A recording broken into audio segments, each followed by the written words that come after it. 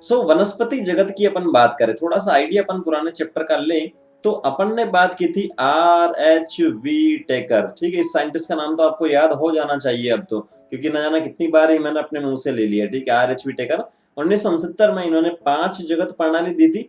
Clear. और 5 जगत में सबसे पहले मोनेरा, देन उसके बाद में प्रोटिस्टा, देन उसके बाद में फंगस जिसे बोलते हैं कवक, प्लांट किंगडम और एनिमल किंगडम यहाँ से थे। ठीक है, तो मोनेरा, प्रोटिस्टा, फंगस अपन ने दूसरे चैप्टर में पढ़ लिया, सेकंड चैप्टर में। उसके साथ साथ में वायरस, वायरोइड्स वगैरह, लाइकेन वगैरह भी अपन ने देख लिए। अब जो प्लांट किंगडम और एनिमल किंगडम में वनस्पति जगत और जंतु जगत, प्राणी जगत जिसे अपन बोलते हैं, उसे अपन तीसरे और चौथे चैप्टर में पढ़ेंगे। ठीक है, तीसरा चैप्टर आज से स्टार्ट अपन कर रहे हैं। वही अपने पास है इंट्रोडक्शन, अपन देखेंगे इंट्रोडक्शन में कि प्लांट किंगडम या वनस्पति जगत में कौन से जीव आते हैं, इनको जो वर्गीकरण की अलग अलग कौन सी पद्धतियां यहाँ से दी गई थी। ठीक है, वो अपन यहाँ से देखेंगे। तो स्टार्ट अपन करते हैं। All the very best. पिछले अध्याय में हमने वी टेकर 1969 द्वारा सुझाए सजीवों के प्रमुख वर्ग के विषय में पढ़ा था। ठीक है, इसमें उन्होंने 5 kingdom Monera, protista, fungi, Animalia तथा प्लांटी सुझाए थे। अपन ने बात की अभी। इस अध्याय में हम प्लांटी जगत जिसे वनस्पति जगत भी कहते हैं के बारे में तथा वर्गीकरण के बारे में विस्तार से पढ़ेंगे, क्योंकि आपको जो सेकंड चैप्टर है जीव जगत का वर्गीकरण, उसमें छोटे से पॉइंट दे रखे हैं वनस्पति जगत और जंतु जगत की। ठीक है, तो वहां पर अपन ने बस केवल इंट्रोडक्शन के फॉर्म में, मतलब केवल कुछ टर्मिनोलॉजी देखी थी, कुछ ऐसे प्लांट थे, उसी का अपन ने यहाँ से डिस्कशन किया था। बाकी डिटेल से इस चैप्टर में अपन पढ़ेंगे। हमें यहाँ पर इस बात पर ध्यान देने की आवश्यकता है कि वनस्पति जगत के विषय में समय अनुसार परिवर्तन आया। तो परिवर्तन तो सभी में आता है, वैसे आप जंतु जगत पढ़ोगे तो उसमें भी लिखा आएगा ये स्टेटमेंट। ठीक है, क्योंकि जो एवोल्यूशन की अपन बात करें, उद्ध विकास की अपन बात करें, स्टार्टिंग से अभी के टाइम से जो जीव है उसमें किसी ना किसी टाइप से परिवर्तन हो ही रहा है। उस परिवर्तन को अपन उद्ध विकास बोल रहे हैं। तो उद्ध विकास कंटिन्यूअसली हो रहा है, समय के साथ में होता जा रहा है। ठीक है, तो यहाँ से जो भी वर्गीकरण का जो नियम है या जो भी अपने को आवश्यकता होगी है चेंज करने की, परिवर्तन करने की, तो वो अपन करते जा रहे हैं।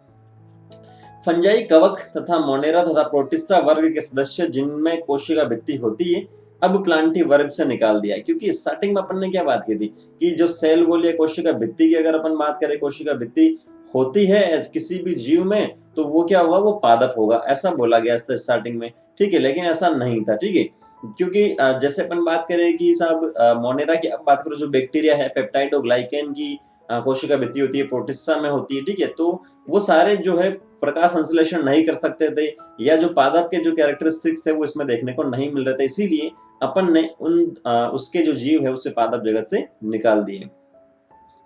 यद्यपि वे पहले दिए गए वर्गीकरण के अनुसार एक ही जगत में होते थे, पहले के टाइम में एक ही जगत में थे सारे के सारे, इसीलिए साइनोबैक्टीरिया जिन्हें नील हरित शैवाल कहते थे, अब वो शैवाल नहीं है। ठीक है, ब्लू ग्रीन एल्गी, नील हरित शैवाल, शॉर्ट फॉर्म मैंने आपको बताई थी, अगर नहीं नोट किए तो आप लोग लिख लेना। BGA से भी क्वेश्चन पूछा गया है AIPMT में। ठीक है, B for blue, G for green और A फॉर एल्गी। तो एल्गी जो है, वैसे उसे अपन हिंदी में बोलते हैं शैवाल। तो एल्गी जो है वो क्या है, एक प्रकार का पादप है। क्लियर, एक प्रकार का क्या है, पादप है। ब्लू ग्रीन एल्गी एक प्रकार का बैक्टीरिया है। एल्गी टर्म अपन यूज में ले रहे हैं क्योंकि ये प्रकाश संश्लेषण कर सकता है, ब्लू ग्रीन एल्गी। ठीक है, लेकिन बाद में पता चला कि नहीं, ये जो है प्लांट नहीं है, इसमें पादप जैसे वर्णक देखने को मिल सकते हैं, लेकिन ये प्लांट नहीं है। ठीक है, तो उसे शैवाल से बाहर निकाल दिया गया या प्लांट किंगडम से बाहर निकाल दिया गया। इस अध्याय में हम प्लांटी के अंतर्गत शैवाल, ब्रायोफाइट, टेरिडोफाइट, जिम्नोस्पर्म और एंजियोस्पर्म के विषय में पढ़ेंगे। ठीक है, इसके जो सब टाइप्स है वो अपने यहाँ से डिटेल से देखेंगे। अब यहाँ से जो स्टार्ट अपन कर रहे हैं सिस्टमैटिक चैप्टर, बहुत इंपॉर्टेंट है। यहाँ क्लासिफिकेशन के अलग अलग टाइप अपने को देखने को मिलेंगे। आओ इस तंत्र को प्रभावित करने वाले बिंदुओं को समझने के लिए एंजियोस्पर्म के वर्गीकरण को देखें। इसके वर्गीकरण को, एंजियोस्पर्म को, इंपॉर्टेंट है भाई साहब। ऐसा नहीं कि पूरे पादप जगत के वर्गीकरण की आपने बात की है। ठीक है, इस तंत्र को प्रभावित करने वाले बिंदुओं को। पहले दिए गए वर्गीकरण में हम आकारिकी के गुणों जैसे प्रकृति, रंग, पत्तियों की संख्या तथा आकृति के आधार आदि पर वर्गीकरण करते थे। क्योंकि पहले सिंपल से अपन कर क्या रहे, बाहर से जो अपने को दिख रहा है सिंपल मॉर्फोलॉजिकल कैरेक्टर की अपन बात करें, आकारिकी लक्षण की अपन बात करें, उसी आधार पर अपन सारा सब कुछ देख रहे थे। ठीक है, बाहर से देखने में अपने को क्या क्या दिख सकता है, पत्तियों की जो संख्या की अपन बात करें कि किसी पौधे की अपन बात करें उस पर पत्तियां 50 है, किसी पर 100 है, किसी पे 1000 है, संख्या अपन ने देख ली है। क्लियर, उसके बाद में हो सकता है कि अपन ने उसका उसका नेचर देख लिया, प्रकृति अपन ने देख ली है, किस आवास में वो सर्वाइव कर रहा है। उसके बाद में अपन ने उसका कलर यहाँ से देख लिया, रंग अपन ने देख लिया, ठीक है। उसकी आकृति की अपन बात करें वो अपन ने यहाँ से देख लिया। तो ये जो आकारिकी लक्षण उसके आधार पर पहले का वर्गीकरण करते थे। वे मुख्यतः कायिक गुणों तथा अथवा पुमंग की संरचना के आधार पर तथा लीनियस के अनुसार ऐसे वर्गीकरण कृत्रिम थे। कृत्रिम को अपन बोलते हैं आर्टिफिशियल। आर्टिफिशियल आप लोग लिख सकते हैं साइड में, जो भी जगह एनसीईआरटी में आर्टिफिशियल है इसे अपन बोलते हैं कृत्रिम। और किसने बताया था? लीनियस के आधार पर, ठीक है। कायिक जो लक्षण है, कायिक जो वेजिटेटिव लक्षण इसे अपन बोलते हैं बाहर से जो दिख जाते हैं, या लिखा है एंड्रोशियम, सॉरी पुमंग या लिखा है, या पुमंग की अपन बात करें जैसे इंग्लिश में अपन बोलते हैं एंड्रोशियम। तो पुमंग की बाहर से स्ट्रक्चर जो है, पुमंग होता क्या? नर जननांग है, नर रिप्रोडक्टिव जो स्ट्रक्चर है, मेल रिप्रोडक्टिव जो स्ट्रक्चर है वो है पुमंग, ठीक है। नर जननांग मेल रिप्रोडक्टिव स्ट्रक्चर है पुमंग। इसे अपन देखेंगे फ्लावर की स्ट्रक्चर में। सो लीनियस के अनुसार ये क्या थे? कृत्रिम वर्गीकरण था, क्योंकि उन्हें बाहर से ही अपन देख के बता सकते थे, ठीक है। उन्होंने बहुत ही समीप वाली संबंधित स्पीशीज को अलग कर दिया था, ठीक है। जो भी अब देखने में तो हो सकता है कि एक पादप का जो नर जननांग है वो दूसरे के समान ही हो, ठीक है, ऐसा देखने में लग सकता है। हो सकता है कि दूसरे का जो है बिल्कुल अलग हो, लेकिन फिर भी अपन देख रहे हैं बाहर से अपने को दिख रहा है। तो डिपेंड करेगा जो लक्षण अपन यहाँ से देख रहे थे, हो सकता है कि ये जो ए और बी पादप बताए जा रहे हैं एक दूसरे के क्या है? संबंधित निकटवर्ती है, क्लोजली रिलेटेड स्पीशीज है, हो सकता है ऐसा, ठीक है। लेकिन फिर भी इस सिस्टम के अनुसार अगर इनका शेप अपन ने बोल दिया, जब फिर से समझा देता हूँ, जैसे एक पादप का पुमंग था, दूसरे का इस टाइप से था, ठीक है। तो ए और बी अपने पास था, ठीक है। तो ये हो सकता है कि ये जो दोनों ए और बी बताया जा रहा है ये क्लोजली रिलेटेड है, क्लोजली रिलेटेड या संबंधित निकटवर्ती, लेकिन फिर भी इन पादपों को यहाँ से अलग कर दिया गया था, इसीलिए इसे अपन बोलते हैं कृत्रिम, ठीक है। बहुत ज्यादा पास पास, मतलब चचेरा जो भाई है उसे बोल दिया कि ये तो दूसरे देश का है, इस टाइप से बात हो गई, मतलब उनका कोई लेना देना ही नहीं है। इसका कारण था कि वे बहुत ही कम गुणों पर आधारित थे। कृत्रिम वर्गीकरण में कायिक और लैंगिक गुणों को समान मान्यता दी गई थी, ठीक है। कायिक जो अपने देख रहे हैं वगैरह वगैरह, और लैंगिक में जो सेक्सुअल जो कैरेक्टरिस्टिक्स है, ठीक है, मेल और फीमेल की अपन बात करते हैं, नर और मादा के जो लक्षण है उनको समान ही बोल दिया गया, जबकि ऐसा पॉसिबल नहीं है। अब ये स्वीकार नहीं है, क्योंकि हम जानते हैं कि कायिक गुणों में प्राय पर्यावरण के अनुसार परिवर्तन हो जाता है, ठीक है। कायिक जो है उसमें क्या हो सकता है? पर्यावरण के अनुसार परिवर्तन हो सकता है। जैसे अपन बात करें लीफ की, कोई भी लीफ अपने को बताई जा रही है, ठीक है, इस टाइप से लीफ है। अब यहाँ से पानी की अवेलेबिलिटी बहुत ज्यादा है और टेम्परेचर कम है, ठीक है। एक तो वाटर यहाँ पर ज्यादा और टेम्परेचर कम है, तो आराम से कोई दिक्कत ही नहीं। लेकिन दूसरे केस में अपन ने बात की कि वाटर आपके पास कम हो गया और टेम्परेचर ज्यादा हो गया, गर्मी का टाइम आ गया, तो हो सकता है कि जो लीफ है इस टाइप से चेंज हो जाए, इसका शेप आकृति जो अपन ने बोला था यहाँ से वो परिवर्तन यहाँ से हो जाए, ठीक है। तो वो डिपेंड करेगा पर्यावरणिक जो फैक्टर, एनवायरमेंटल जो कारक है उसके ऊपर भी। अब कृत्रिम जो अपन ने देखा था आर्टिफिशियल क्लासिफिकेशन, उसके विपरीत, कृत्रिम के विपरीत प्राकृतिक वर्गीकरण जीव में प्राकृतिक संबंध तथा बाह्य गुणों के साथ साथ भीतरी गुणों जैसे परारचना, शरीर, भ्रूण विज्ञान तथा पादप रसायन के आधार पर विकसित हुआ, ठीक है। प्राकृतिक की जो अपन बात करते हैं, प्राकृतिक वर्गीकरण, नेचुरल क्लासिफिकेशन जिसे अपन इंग्लिश में बोलते हैं, नेचुरल क्लासिफिकेशन जिसे इंग्लिश में अपन बोलते हैं। सो नेचुरल क्लासिफिकेशन जो था आर्टिफिशियल जो अपन ने बात की, कृत्रिम की अपन ने बात की थी, उसके जस्ट अपोजिट है। क्या है? उसके जस्ट अपोजिट है, क्लियर, जस्ट अपोजिट यहाँ पर है। क्यों? क्योंकि जो प्राकृतिक वर्गीकरण उसमें प्राकृतिक संबंध की अपन बात करें एक जीव से दूसरे जीव में, या जो भी जीव अपने को बताया जा रहा, पादप बताया जा रहा है, उसके जो बाहरी लक्षण है उसके साथ साथ में भीतरी लक्षण भी अपन देख रहे हैं। क्योंकि इसमें अपन ने क्या बोला था कि जो यहाँ आकारिकी के गुणों की अपन जो बात कर रहे थे, ठीक है, बाहर से अपन देख रहे थे, लेकिन नेचुरल में अपन बाहर प्लस अंदर, बाहरी प्लस आंतरिक, दोनों जो लक्षण है उनको अपन यहाँ से देख रहे हैं। सो शरीर की अपन बात करें, भ्रूण विज्ञान, एम्ब्रियोलॉजी की अपन बात करें, भ्रूण जो बनता है उसकी पूरी अपन डिटेल से अध्ययन अपन करते हैं, तो भ्रूणिकी वगैरह अपन उससे अपन बोलते हैं। पादप रसायन के आधार पर जो केमिकल वगैरह की आप बात करें, वो सारे आधार यहाँ पर, ठीक है। पुष्पी पादपों के इस वर्गीकरण को जॉर्ज बेंथम और जोसेफ डोल्टन हुकर ने सुझाया था। तो आपसे पूछा जाए कि आर्टिफिशियल की अगर आप बात करो, कृत्रिम की अपन बात करें, तो अपने पास कौन थे? लिनियस साहब यहाँ पर थे। लेकिन अगर आप बात करो प्राकृतिक की या अपन बात करें नेचुरल की, तो दो साइंटिस्ट अपने पास थे, कौन कौन से? बेंथम और हुक्कर, ठीक है। बेंथम एंड हुक्कर नाम के दो साइंटिस्ट थे जिन्होंने बताया था, ऐसा ध्यान में रखना है। तीसरा देखेंगे, वर्तमान में हम जाति वृत्तीय वर्गीकरण तंत्र, जाति वृत्तीय इंग्लिश में इसे अपन बोलते हैं फाइलोजेनेटिक।